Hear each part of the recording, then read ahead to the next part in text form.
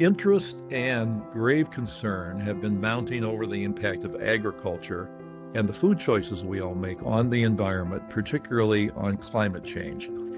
With natural weather disasters occurring much more frequently and serious threats from warming of the atmosphere in general, it's natural to look for places to make change.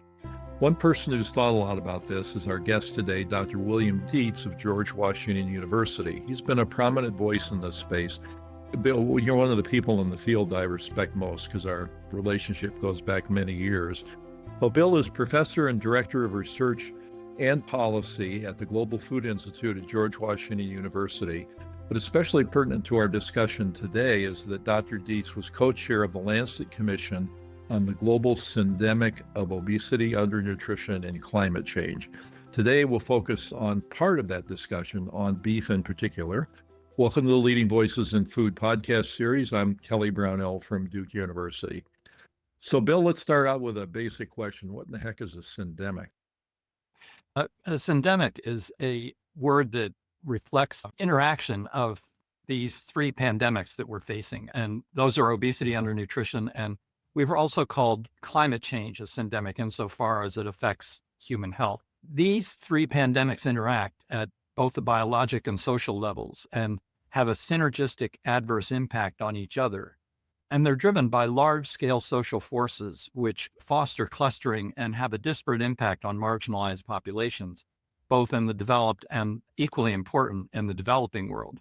Here are a couple of examples of syndemics. So, increased greenhouse gases from high-income countries reduce crop yields and the micronutrient content of crops, which in turn contribute to food insecurity and undernutrition in low and middle-income countries. And eventually, the reduction in crop yields and the micronutrient content of crops is going to affect high-income countries. Beef production is a really important driver of the climate change, and we're a major contributor in terms of the U.S.'s contribution. And beef production drives both methane and nitrous oxide emissions. And in turn, the consumption of red and processed meat causes obesity, diabetes, colon cancer, and cardiovascular disease. And finally, obesity, stunting, and nutrition insecurity occur in the same children and in the same population in low and middle income countries. Okay, so we'll come back to beef in particular in a moment. But first, help us understand the importance of agriculture overall and our food choices in changing climate. Well, so I think we have to go back to where the increase in mean global surface temperatures began in about 1950. Those temperatures have climbed in a linear fashion since then, and we're now approaching a key level of increase of 1.5 degrees centigrade. The increase in mean surface temperature is driven by increased greenhouse gases, and the U.S. is particularly culpable in this respect. We're second only to China in terms of our greenhouse gas emissions, and on a per capita basis, we're in the top four with China, India, and Brazil, and now the U.S. And in the U.S., agriculture contributes about 10% of greenhouse gas emissions, and about 30% of fossil fuels are responsible for greenhouse gas emissions. But when you look at the actual contribution of car use among the fossil fuel use, it's pretty close to the contribution of greenhouse gases from agriculture. The important point here is each 1 degree increase centigrade in air temperature is associated with a 7% increase in water vapor. And this is responsible for the major adverse weather events that we're seeing today in terms of increased frequency and severity of hurricanes, the droughts. I learned a new term from the New York Times a couple of days ago from the science section, which is atmospheric thirst. I had trouble understanding how climate change would contribute to drought, but that same effect in terms of absorbing moisture that occurs and drives the adverse weather events also dries out the land. So increasingly, there's increased need for water use, which is driven by atmospheric thirst. But that increase in air temperature and the increase in water vapor is what really drives these storms, because in the Pacific and in the Atlantic and the Gulf of Mexico, this increase in air temperature is associated with an increase in water temperature, which further drives the increase in the severity of these storms. Thanks for that background. Now let's get to beef. You and I were not long ago at the Healthy Eating Research Conference, and you gave what I thought was a very compelling talk on beef. So we'll talk in a minute about how much beef figures into this overall picture, but first tell us how beef production affects both climate and health. And you mentioned nitrous oxide and methane, but how does this all work?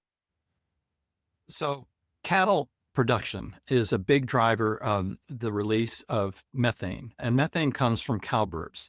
The important thing to understand about methane is that it's 80 times more powerful than CO2 in terms of its greenhouse gas emission. And that's because it has a very long half-life when it gets up into the atmosphere. Well, actually, it's interesting because the half-life of methane is shorter than the half-life of nitrous oxide. Right. So it's an appropriate target for reduction, and the reduction has to occur by virtue of reduced beef consumption, which would reduce beef production. The other piece of this is that nitrous oxide is derived from fertilizer that's not absorbed by plants. And the application of fertilizer is a very wasteful process, and a huge percent of fertilizer that's applied to crops is not absorbed by those plants, and it washes into the Mississippi River and down to the Gulf of Mexico, but also increases the genesis of nitrous oxide.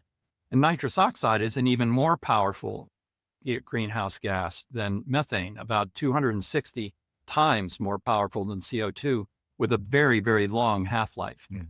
So as a target, we really ought to be focused on methane. And if we're going to focus on methane, we need to focus on beef. So you could imagine people who are opposed to these views on climate change making fun of cows burping.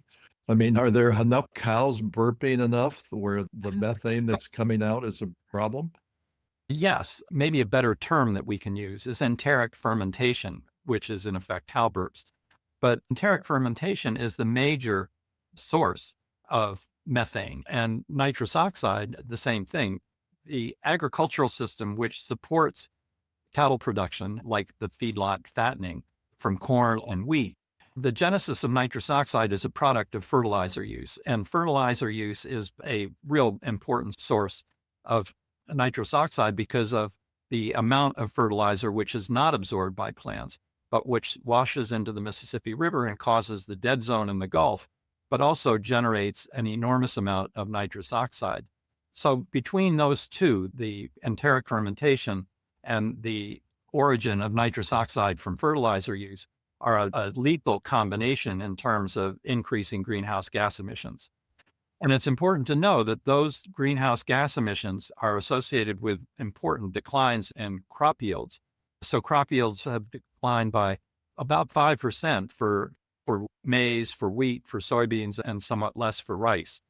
These crop yields have yet to affect the U.S., but are clearly a problem in the global South. Yeah, I'm about to go out to lunch with some people, and I'm going to talk about enteric fermentation.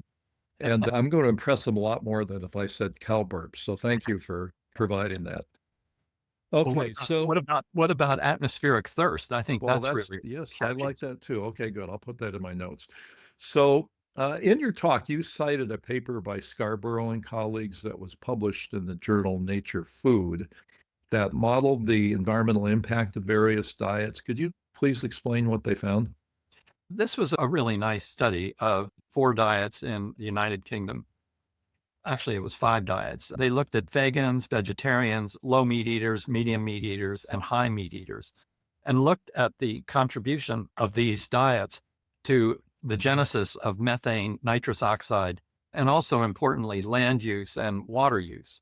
And the most expensive and the most detrimental environmental impact of these diets were among the high meat eaters.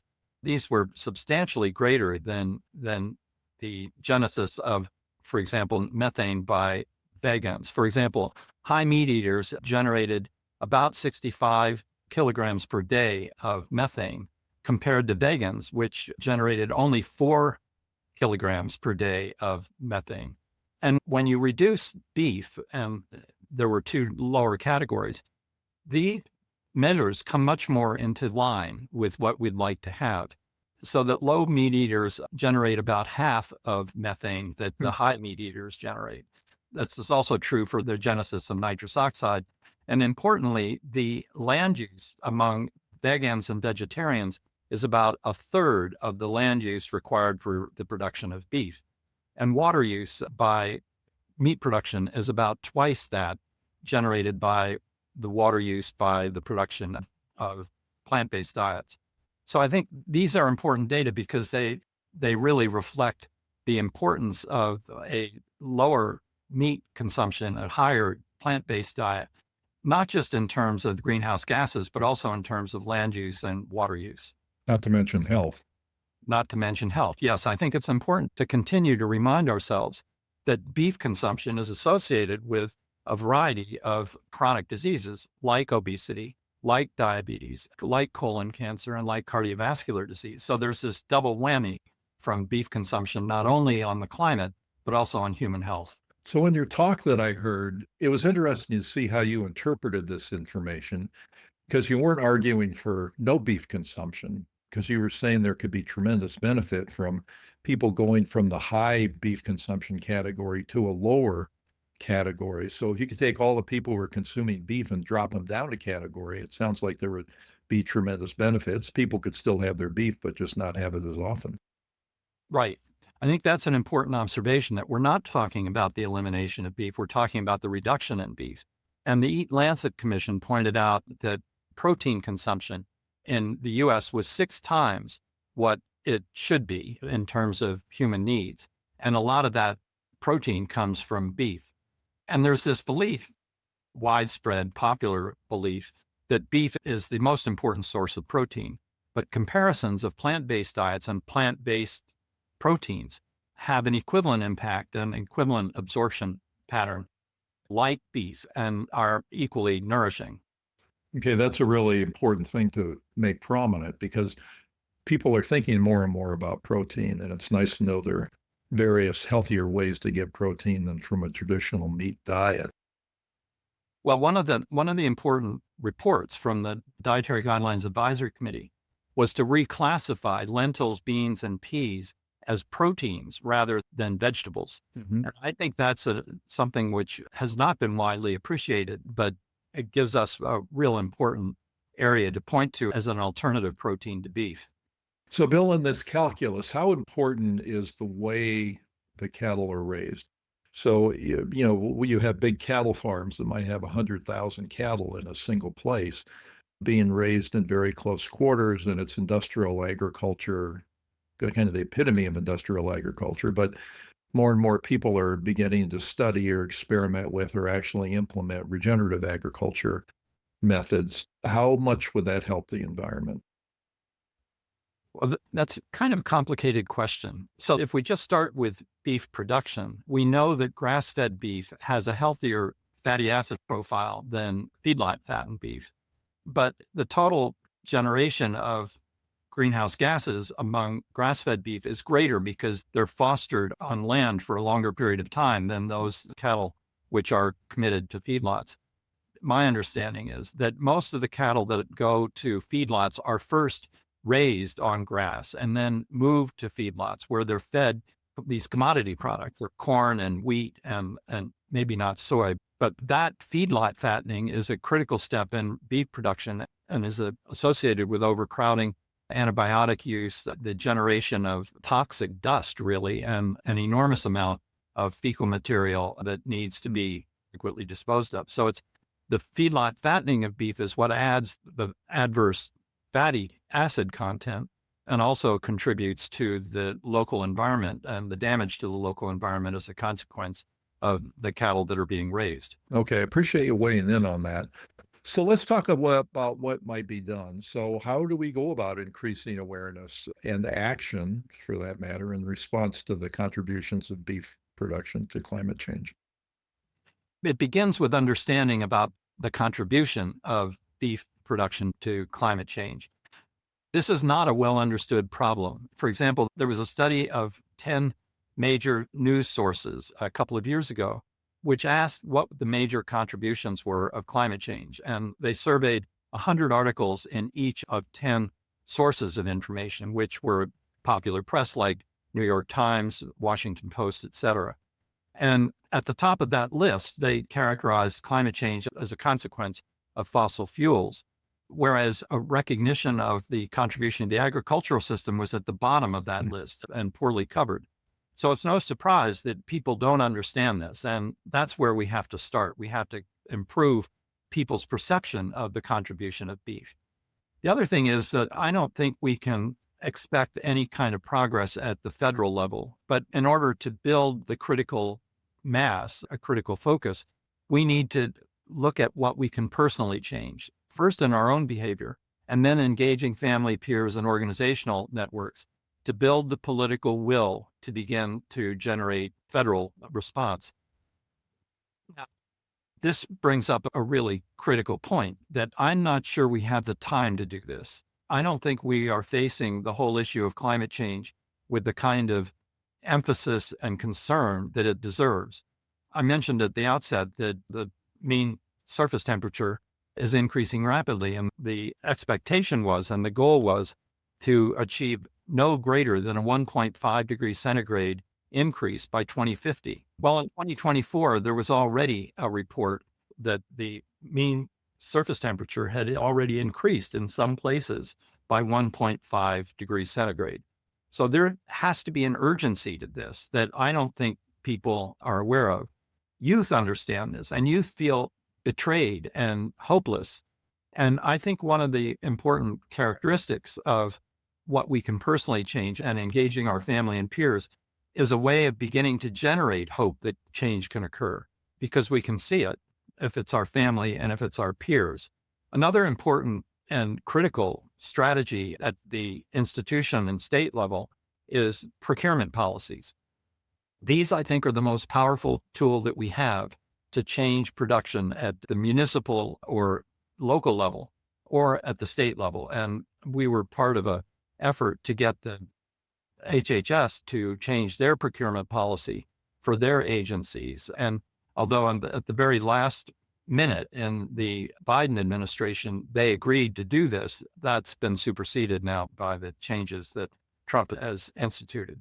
Nonetheless, this can be a local issue, and that's where local change has to occur if we're going to build political will from the ground up. Bill, tell me a little bit more about procurement, because a lot of people don't even think about that term, but it turns out that the federal government and local and state governments buy lots of food. How is it that they buy lots of food, and how they could have sway over the food environment just by their purchasing decisions? So let's take schools. Schools are a logical place. They have large contracts with vendors.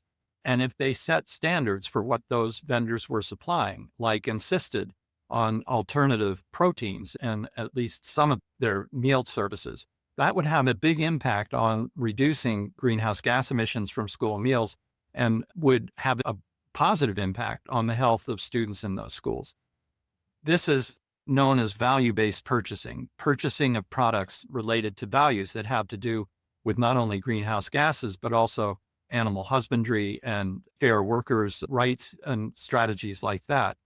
These are possible. They should be beginning in our universities. And this is an effort that we have underway here at George Washington University.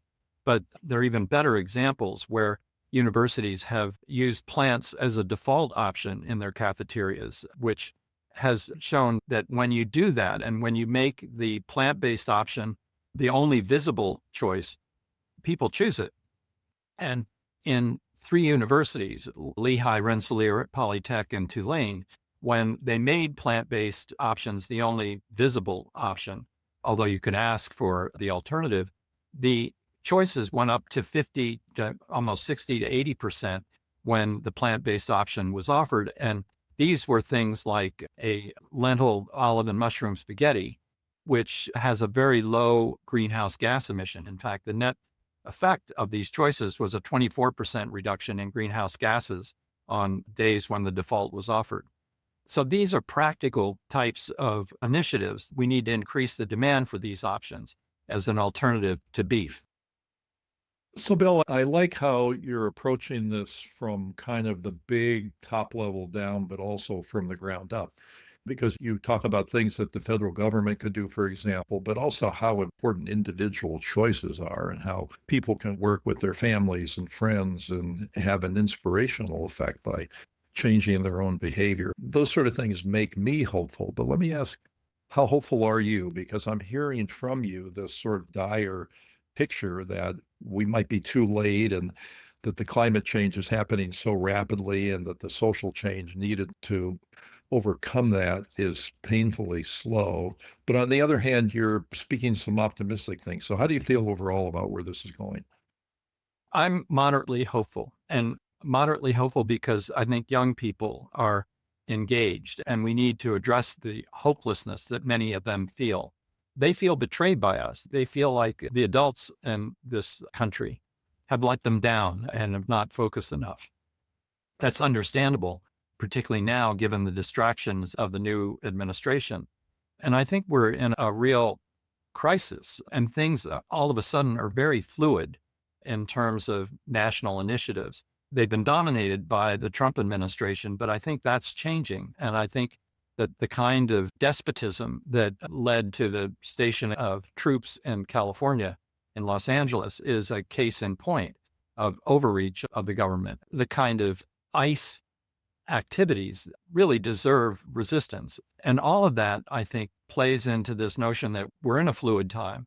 This is not a time that people are necessarily going to focus on beef consumption, but the fact that all of these climate change is clearly a major issue, at least for those who admit it, means that we need to begin and continue to build the political will for changes in beef consumption, as well as changes in transportation policy. I think that actually beef consumption is an easier target than changes in transportation policy, which is driven by the way our communities are constructed.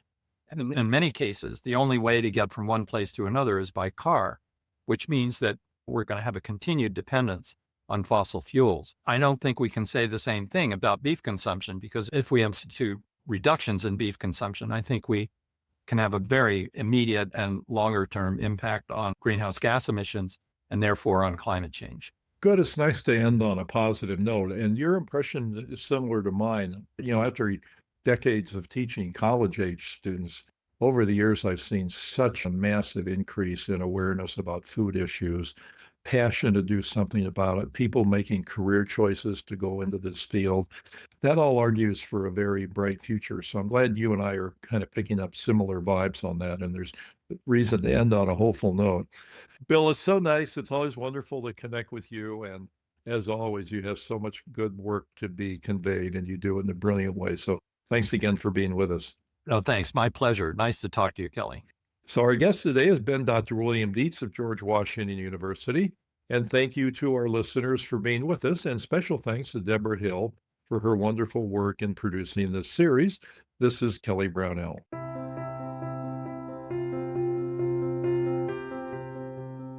Thank you for listening to the Leading Voices in Food podcast. This program is an educational series produced by Duke University's World Food Policy Center with the goal of promoting productive conversation for food systems change. If you would like to subscribe, you can find it on Apple Podcasts, YouTube Music, or your favorite podcast app. Transcripts are also available on the website of the Duke World Food Policy Center.